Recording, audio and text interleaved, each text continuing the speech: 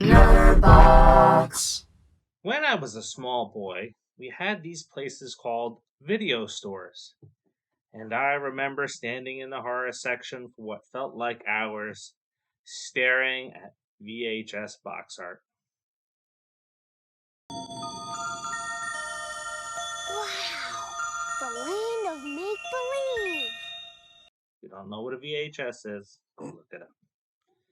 Welcome back to another episode of the Popcorn Confessional, and this is Dave, and I am accompanied by my wife Jenn.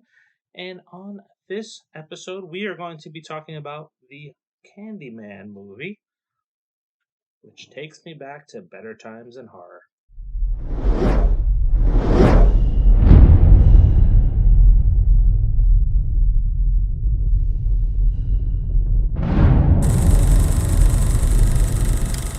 Once considered a visionary painter, Anthony has been unable to come up with ideas for an upcoming art show. That is until he hears the story of Helen Lyle and Cabrini Green. With his interest piqued, Anthony decides to investigate where the Cabrini Towers once stood and learns the tale of the Candyman.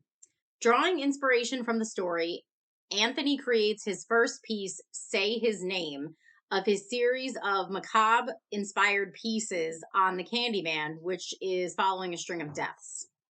All right, now, before we get into this, let's say it. Remakes, reboots, tired of hearing about the debate because there's good and then there's bad. That's how I'm going to say it. Now, what did you think of this film? Okay, so I'm going to start off by saying Candyman always scared the shit out of me. I have never looked in a mirror and said Candyman 5 times, and I never will. I don't care how old I am. Kind of like Bloody Mary. I'm not doing any of it. It's not happening. And if you're going to sit here and tell me that you've done it, you're a liar. You're a liar. I don't believe you because we all have that fear deep down inside of us, right? That something's actually going to happen. You don't want to take that chance. And seeing this movie, even though it's a remake, brought all that back. I know what I'm saying in the mirror tonight. Not with me in the room. Well, so it brought me back to that same scary instance where I don't want to look in mirrors. I didn't think it's the worst remake I've ever seen. Definitely seen worse remakes. It's a reboot. Okay, a reboot. Sorry. I do think I don't know the difference. There's reboots, there's remakes, there's all different terminologies, reimaginings. It's whatever. Exactly. So who cares?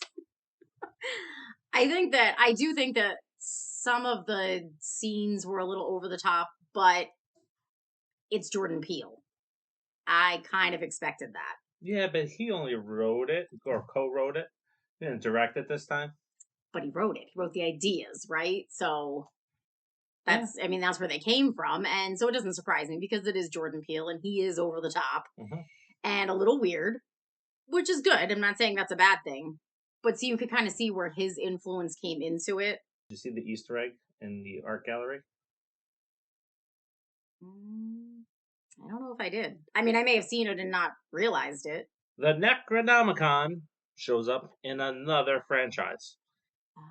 So if you watch this film, just pay close attention to the art gallery and you will see a collage type of picture. Now, this reboot is well done. And having think how we had Halloween 2018 come out, and I don't really want to compare them because they're one's supernatural and one's about a guy that just goes on killing sprees. I have to think that maybe this one is better than Halloween. And I like the Halloween franchise more than I like the Candyman franchise. But this was told perfectly. Now, again, Jordan Peele didn't direct, he wrote. Yeah. So the story is great. The way it pieces together the first movie with this movie was just well done, superb. I agree. Not only, continuing the story, but building out the lore. And I thought that was very impressive. Yeah. I kind of think there's a little influence from some of the Robert Englund stories about what he would have done if he wrote and directed A Nightmare on Elm Street, because I saw some of those elements in there and how he portrayed Candyman in this. And we're not going to tell you who Candyman is or if if Tony Todd returns or not. That's something that you're going to have to find for yourself. But you're going to be entertained. So it's just the storytelling was amazing, and the Candyman scenes were excellent too. And I just excited to see this movie. If I have to think about all of the really good remakes or reboots that have come out over the last 5 years, this holds up there for me with the first movie of it. Yeah. So I didn't expect much when I went into it. I thought it was going to be a good movie, and I got all that and more. So storytelling good, all the cast and the acting was done very well. Yeah. Even the characters seemed a little creeped out by making the movie, and that kind of just came They through did, the yeah, scenes. and you could really tell that. Yeah, and I always like the artsy side of stuff when they throw that in there with painters. I know we've seen it in horror movies before, but this kind of fit. And there's other movies that we'll probably end up talking about over the course of time that also has artists that are bringing things out. But it's kind of weird because it kind of just fits with the movie. It does. It just fits with Candyman having the whole art scene going on. It really does. I like what they did with the backstory too, how they told it with like the paper cutout puppets. Yes. That was super cool and very artsy. But I really liked that. It reminded me of Guillermo del Toro. I always get his name wrong. Very good.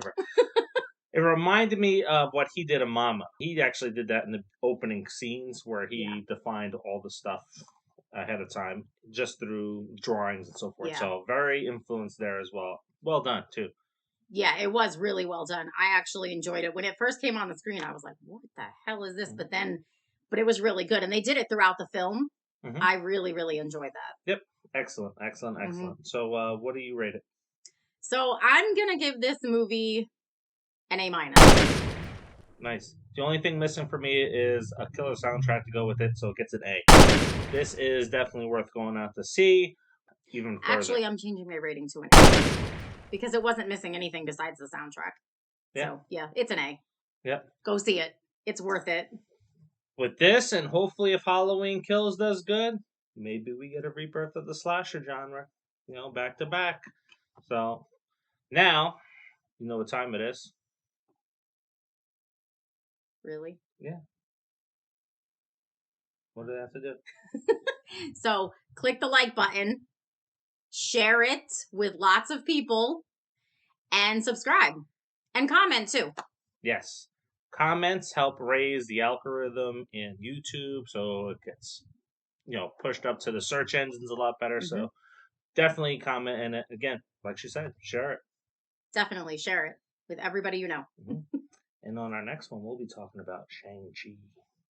Hopefully it's not as bad as Snake Eyes. I hope not. Until the next. See ya. See ya.